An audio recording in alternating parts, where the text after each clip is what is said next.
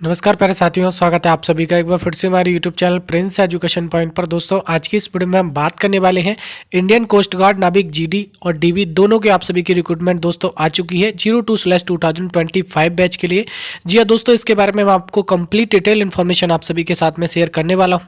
जी हाँ दोस्तों, कैसे आपका एग्जामिनेशन होता है, क्या क्या एग्जाम में पूछा जाता है, एज लिमिट क्या होती है, आपके फॉर्म कब से लेके कब तक भरे जाएंगे, एग्जाम का पैटर्न क्या रहता है, इसका फिजिकल में क्या क्या होता है, मेडिकल में क्या क्या होता है, पूरा डिटेल इन्फॉर्मेशन मैं आपके साथ में शेयर करूंगा। आप इस वीडियो को देख लेते हैं तो फिर आपको कोई भी अन्य वीडियो देखने की जरूरत नहीं पड़ेगी। तो चलिए दोस्तों, वीडियो को स्टार्ट करते हैं। उससे पहले मैं आप सभी को बताना चाहूंगा, अगर आप इसी तरह की अपडेट पाना चाहते हैं तो आप हमारे यूट्यूब चैनल को सब्सक्राइब करके बेल आइकॉन बटन प्रेस कर लीजिएगा, जिससे कि मैं जब भी कोई आगे वीडियो लेके आऊँ तो उसका आपको तुरंत का तुरंत अपडेट मिल पाए। तो चलिए दोस्तों, वीडियो को स्टार्ट करते हैं बिना देरी के। सबसे पहले दोस्तों मैं आप सभी को बताना चाहूँगा, आप इस नोटिफिकेशन को अच्छी तरह से यहाँ पे चेक कर सकते हैं। नोटिफिकेशन आप सभी के सामने जारी हो चुका है और इसकी जो एप्लीकेशन फॉर्म यानी ऑनलाइन फॉर्म जो आप सभी के भरे जाएंगे, इस बार देखिए डोमेस्टिक ब्रांच यानी कि डीबी के लिए भी भरे जाने वाले हैं और आपका जीडी के लिए भी भरे जाने वाले हैं, यानी कि दोनों के लिए भरे जाने वाले हैं। यांत्रिक का इस बार जो है आपका रिक्रूटमेंट आपका यहाँ पर नहीं आया है, ये चीज़ मैं आपको पहले बता देता हूँ। ठीक है, इस बार आपकी यांत्रिक की वैकेंसी जो है नहीं है। ठीक है, केवल और केवल किसकी वैकेंसी है देख सकते हैं, एज नाविक जनरल ड्यूटी एंड नाविक नाविक डोमेस्टिक ब्रांच, जिसको हम डीबी बोलते हैं और जनरल ड्यूटी को जीडी बोलते हैं। ठीक है, यहाँ पे अगर मैं बात करूँ, through coast guard enrol personnel टेस्टीजी PT 02/2025 batch application will be accept online. ठीक है, 11 फरवरी 2025 11 आवर्स टू 25 फरवरी 2025। यहाँ पे आप लोग देख सकते हैं 23, यहाँ पे आप लोग देख सकते हैं रात के 11:30 बजे तक आप इसमें अप्लाई कर पाएंगे। ठीक है, तो ये चीज़ आप लोगों को यहाँ पे दिख रही होंगी, यानी कि 11 फरवरी 2025 से आप लोग अपने ऑनलाइन फॉर्म को भर पाओगे और इसकी जो लास्ट डेट रहने वाली है वो आपकी 25 फरवरी 2025 इसकी जो लास्ट डेट आप सभी की रहने वाली है, ये चीज़ आपको ध्यान में रख लेनी है। और जैसे इसके ऑनलाइन एप्लीकेशन फॉर्म भरे जाएंगे मैं आपको तुरंत इन्फॉर्म कर दूंगा। ठीक है भाई, साथ ही दोस्तों मैं आप सभी को बताना चाहूँगा, मुझे फुल इसके बारे में एक्सपीरियंस है, मैंने ये एग्जाम अपना निकाला हुआ है। इसके लिए आपको कोई भी मन में आपके डाउट हो वो कमेंट बॉक्स में आप लोग पूछ सकते हैं। ठीक है, मेरा भी मैं आपको पूरा डिटेल बता दूंगा बाद में, फिलहाल अभी नहीं बता रहा, लेकिन मेरा एग्जाम वगैरह सब कुछ क्लियर है। ठीक है भाई, तो ये चीज़ भी आप लोग यहाँ पे देख लीजिएगा। बाकी जो भी आपके मन में डाउट हो वो सारी चीज़ें मैं आपको बताऊंगा, तैयारी कैसे करनी है, ठीक है, कौन कौन सी चीज़ें आपको पढ़नी चाहिए जैसे कि आपका एग्जाम निकल पाएगा। ठीक है, फिजिकल बारे में सब कुछ मैं आपको इन्फॉर्मेशन दूंगा। आप कमेंट कर दीजिएगा कि नेक्स्ट वीडियो आपको किस पे चाहिए, जिसमें जिसके ज़्यादा कमेंट होंगे मैं उसके ऊपर भी वीडियो लेके आ जाऊँगा। ठीक है भाई, चलिए आगे बात करते हैं। देखिएगा, इसकी एलिजिबिलिटी के बारे में जान लेते हैं कि इसमें आपका क्या क्या यहाँ पे आपका एलिजिबिलिटी रहने वाली है। ठीक है, सिंपली सबसे पहले मैं बात करना चाहूँगा, तो एजुकेशन क्वालिफिकेशन में आपको पहले बता देना चाहता हूँ कि आपने सिंपली जो भी कैंडिडेट ऐसे हैं जो जनरल ड्यूटी के लिए अप्लाई करना चाहते हैं, तो वो कैंडिडेट 12th पास होने चाहिए। कौन से सब्जेक्ट के साथ में, फिजिक्स और मैथ के साथ में। अगर आपने 12th पास किया है तो आप इसमें जीडी के लिए अप्लाई कर पाएंगे। किसके लिए अप्लाई कर पाएंगे, यहाँ पे आप लोग देख सकते हैं जीडी के लिए। ठीक है भाई, और जो भी कैंडिडेट ऐसे हैं जो भी डीबी के लिए अप्लाई करना चाहते हैं, डोमेस्टिक ब्रांच के लिए अप्लाई करना चाहते हैं, उसके लिए सिंपली यहाँ पे 10th पास मांगा गया, ये चीज़ आप लोगों को यहाँ पे दिख रहा होगा। ठीक है, इसमें सिंपली 10th पास है। अगर आपने किसी भी बोर्ड से कहीं से भी सिंपली 10th पास किया हुआ है तो आप इसमें अप्लाई कर सकते हो, कोई भी आपके सामने दिक्कत आने वाली नहीं है। ठीक है भाई, ये चीज़ आपकी क्लियर होगी। अब बात करना चाहेंगे यहाँ पे आपकी एज लिमिट को लेके बात कर लेते हैं कि एज लिमिट आपकी कब से लेके कब तक काउंट होनी है यहाँ पे। ठीक है, अगर आपकी एज आप लोग यहाँ पे देख सकते हो, एज जो है आपकी मिनिमम 18 साल रखते हैं यहाँ पे और 22 साल तक के कैंडिडेट अप्लाई कर सकते हैं, यानी 18 से 22 साल तक के कैंडिडेट अप्लाई कर सकते हैं। बाकी अगर मैं बात करना चाहूँ तो यहाँ पे आप लोग देख सकते हो जो डेट ऑफ बर्थ है वो आप लोग यहाँ पे देख सकते हैं 1 सितंबर 2003 से लेकर 31 अगस्त 2007 तक के जितने भी कैंडिडेट आते हैं वो सभी कैंडिडेट इसमें अप्लाई कर पाएंगे। जिन भी कैंडिडेट की इनकी डेट ऑफ बर्थ जो है इस डेट के अंडर में आती है, ये डेट आप लोग यहाँ पे अच्छे से देख लीजिएगा। ठीक है, साथ ही दोस्तों जो भी कैंडिडेट ऐसे हैं जो एससी या एसटी कैटेगरी से बिलोंग करते हैं, यानी एससी या एसटी से बिलोंग करते हैं, उनके लिए 5 साल की एज में यहाँ पे आपको छूट दी जाती है। और जो कैंडिडेट ओबीसी कैटेगरी से बिलोंग करते हैं, ठीक है, उनके लिए यहाँ पे 3 साल की एज में छूट दी जाती है, जो कि आप लोग यहाँ पे सामने देख रहे होंगे। ठीक है, अब बात करते हैं, देखिए वैकेंसी क्या है कि पहले तो नहीं होता था, लेकिन अब इन्होंने क्या कर दिया है कि वैकेंसी जो है इन्होंने क्या है कि जोन के हिसाब से डिवाइड कर दी है। ठीक है, अगर मैं बात करना चाहूँ तो जोन कौन से जोन में वो भी आएगा, मैं आपको बताऊंगा आप किस जोन में आता है, कौन सा स्टेट किस जोन में आता है, वो भी मैं आपको बताऊंगा अभी। ठीक है, सबसे पहले आप लोग यहाँ पे देखो, नॉर्थ जोन में जो है सबसे पहले टोटल जो है 65 वैकेंसी है, जिसमें यूआर में 25 वैकेंसी, ईडब्ल्यूएस में 6 वैकेंसी, ओबीसी में 17, एसटी में 7 और एससी में 10। ठीक है, इसी तरीके से वेस्ट जोन में आप लोग देख सकते हैं 53 वैकेंसी है, कैटेगरी वाइज डिवाइडेड है। ईस्ट जोन में देख सकते हैं 38 वैकेंसी है। साउथ जोन में आप लोग देखें तो 54 वैकेंसी है। और बात करें सेंट्रल जोन में आपकी टोटल जो है 50 वैकेंसी है। टोटल मिला के अगर मैं बात करता हूँ नाभिक जीडी के लिए, अगर मैं बात करूँ तो नाभिक जीडी के लिए जो टोटल पोस्ट है वो आपकी 260 रहने वाली है। पिछली बार भी 260 थी 01/2025 वाले बैच में, ठीक है। और ये इस बार भी आपकी 260 वैकेंसी है, ये चीज़ आप लोग यहाँ पे देख सकते हैं, ठीक है। अब बात करते हैं कि आपका डीबी पोस्ट के लिए, यानी कि जो 10th पास वाली पोस्ट है वो जीडी जो है 12th पास है और डीबी जो है आपकी 10th पास पोस्ट है, ठीक है, 10th पास वाले कैंडिडेट के लिए। आगे मैं बताना चाहूँ इसमें आपकी जोन वाइज भी आप इसमें देखना चाहें तो नॉर्थ जोन में केवल 10 वैकेंसी है, जिसमें यूआर में 4 है, ईडब्ल्यूएस में 1 है, ओबीसी में 2 है और एसटी में 1 है और आपके एससी में 2 वैकेंसी है, ठीक है। इसी तरीके से वेस्ट जोन में 9 वैकेंसी है और इसी तरह ईस्टर्न जोन में 5 वैकेंसी है और साउथ जोन में आपकी 9 वैकेंसी है। और बात करें सेंट्रल जोन में तो 7 वैकेंसी है।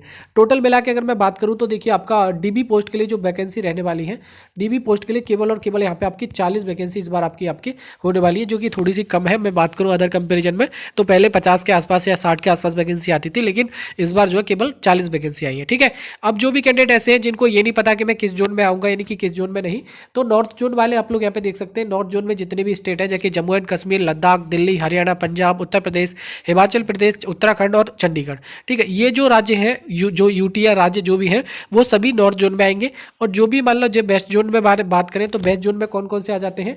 वेस्ट जोन में आप लोग देख सकते हैं यहाँ पे गुजरात, राजस्थान, ठीक है, महाराष्ट्र, गोवा, दादर नागर हवेली और आपका दमन एंड दीव, ये आपके वेस्ट जोन में आएंगे। और ईस्ट जोन में आप लोग यहाँ पे देख सकते हैं ईस्ट जोन वाले, ठीक है, यहाँ पे ईस्ट में जो भी है वेस्ट बंगाल, असम, त्रिपुरा, मेघालय, मिजोरम, मणिपुर, नागालैंड और अरुणाचल प्रदेश और सिक्किम और उड़ीसा, ये आपके ईस्टर्न जोन में आएंगे। और साउथ जोन में आप लोग यहाँ पे देख सकते हैं साउथ जोन में आंध्र प्रदेश, तेलंगाना, अंडमान निकोबार और आपके तमिलनाडु, पुदुचेरी, केरला, लक्षद्वीप और कर्नाटक, ये जो आपके साउथ जोन में आते हैं। और सेंट्रल जोन में अगर मैं बात करूँ तो मध्य प्रदेश, झारखंड, छत्तीसगढ़, बिहार, ये आपके और ये जो है आपके सेंट्रल जोन में आते हैं, ठीक है। तो आप जोन वाइज आप लोग यहाँ पे अच्छे से देख सकते हैं कि इस हिसाब से आपकी वैकेंसी डिवाइडेड है, वो आप लोग यहाँ पे अच्छे से चेक कर लीजिएगा, ठीक है।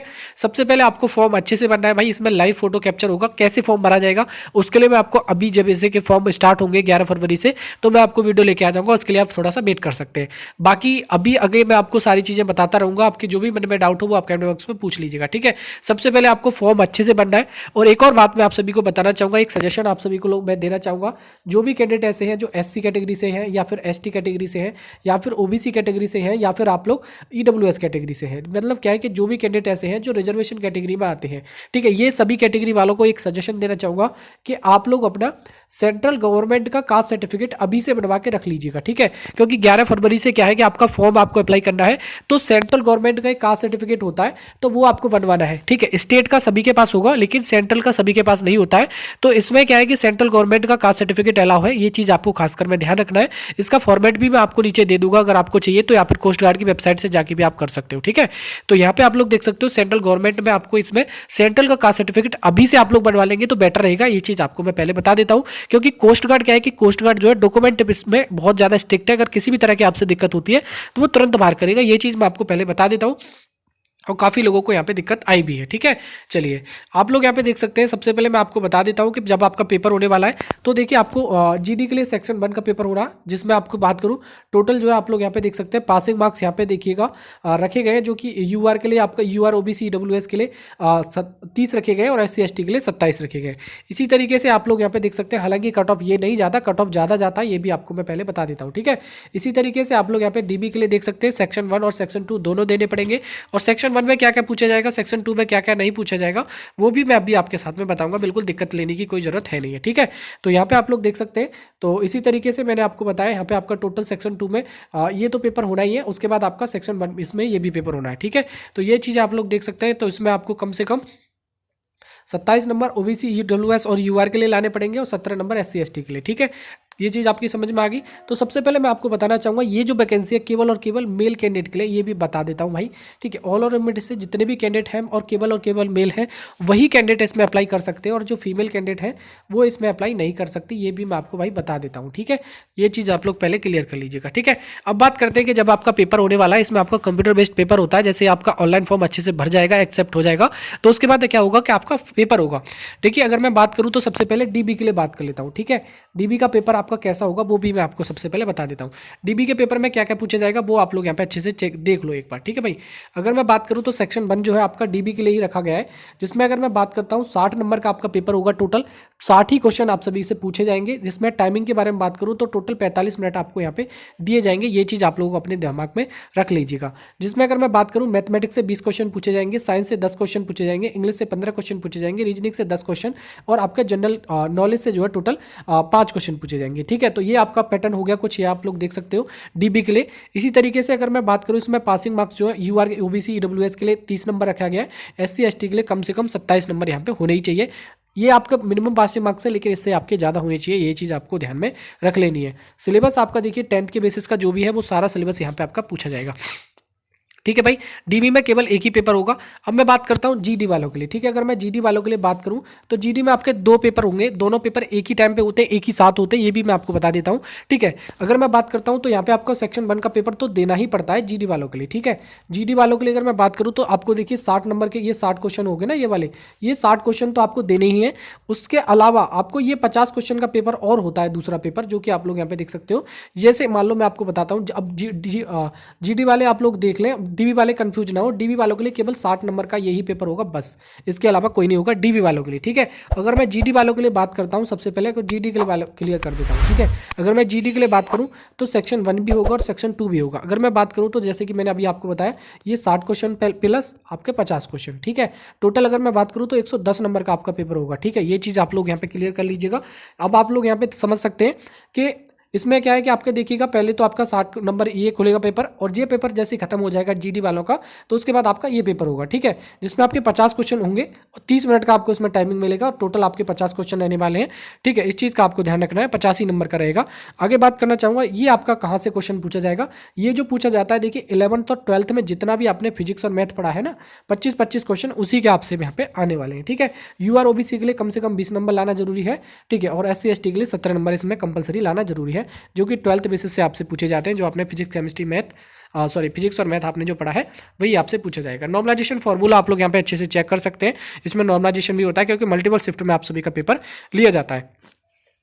स्टेज सेकंड में बात करना चाहूँगा, स्टेज सेकंड में आपका पेपर क्या क्या होगा। स्टेज सेकंड मतलब यह है कि पेपर 1 अगर आप क्वालिफाई कर लेते हो, कंप्यूटर बेस्ड पेपर क्वालिफाई कर लोगे, तो उसके बाद आपका स्टेज 2 होगा। स्टेज 2 में आप सभी का क्या होता है कि एक असेसमेंट पेपर होगा। असेसमेंट पेपर में क्या क्या होता है वो भी मैं आपको बताऊंगा, जो कि एक ओमार बेस्ड पेपर होता है, वो क्वालिफाइंग पेपर होता है, वो पास करना पड़ता है तभी आप नेक्स्ट प्रोसेस के लिए जाते हैं। असेसमेंट पेपर जब आप पास कर लेंगे तो उसके बाद आपका पीएफटी होगा। पीएफटी में आपका क्या क्या पूछा जाएगा, 1.6 किलोमीटर की रनिंग आपको कम से कम 7 मिनट में कंप्लीट करनी है, और आपको देखिए 20 उठक बैठक आपसे कराई जाएंगी और 10 आपसे पुशअप्स आपसे कराई जाती हैं। ये चीज़ आपको ध्यान रखना है। ये प्रोसेस जो है सारा एक साथ होता है, ये कंप्लीट आपको करना पड़ता है, इसका कोई भी नंबर नहीं मिलता, लेकिन पास करना कंपलसरी है, ठीक है।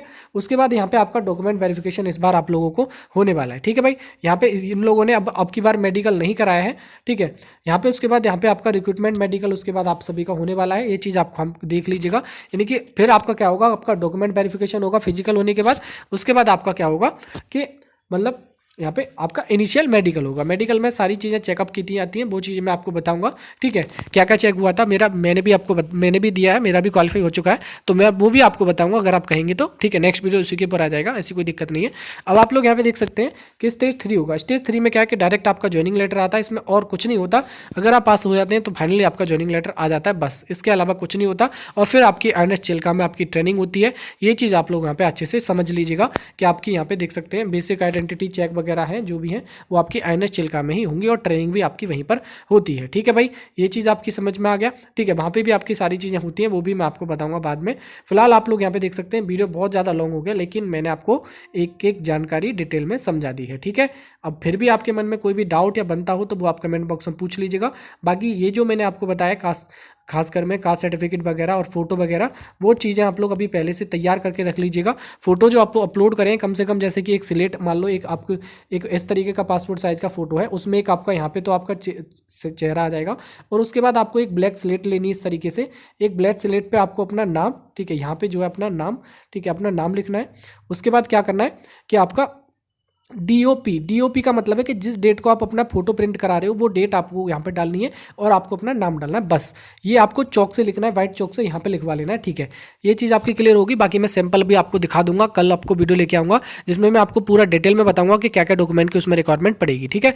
तो बाकी आपको तैयार रहना है अभी से, आपके तैयार हो जाएगा बिल्कुल भी, ठीक है। डॉक्यूमेंट वगैरह अपने तैयार करके रख लीजिएगा। वैकेंसी आप सभी की आ चुकी है, आप अपने तैयारी में लग जाइएगा। बाकी मेरी तरफ से आप सभी के लिए ऑल द बेस्ट। तैयारी में आप अभी से जुट जाइएगा, तभी आपका फाइनल सिलेक्शन हो पाएगा। इस नोटिफिकेशन को आप चाहते हैं तो हमारे टेलीग्राम चैनल से डाउनलोड कर सकते हैं। टेलीग्राम चैनल का नाम है प्रिंस एजुकेशन पॉइंट, सर्च करेंगे आपको मिल जाएगा, नहीं तो आप टेलीग्राम का डिस्क्रिप्शन में लिंक दे रखा है, वहां से जाके ज्वाइन कर सकते हैं। आप सभी के लिए वीडियो अच्छा लगा हो तो दोस्तों वीडियो को लाइक कर दीजिएगा, शेयर अपने यार दोस्तों में कर सकते हैं। और इसी तरह के अपडेट पाने के लिए आप हमारे यूट्यूब चैनल को सब्सक्राइब करके बेल आइकन बटन प्रेस कर लीजिएगा, जिससे कि मैं जब भी कोई आगे वीडियो लेके आऊँ तो उसका आपको तुरंत का तुरंत अपडेट मिल पाए। चलिए दोस्तों, बाकी मिलते हैं किसी नेक्स्ट वीडियो में, तब तक के लिए जय हिंद एंड वंदे मातरम।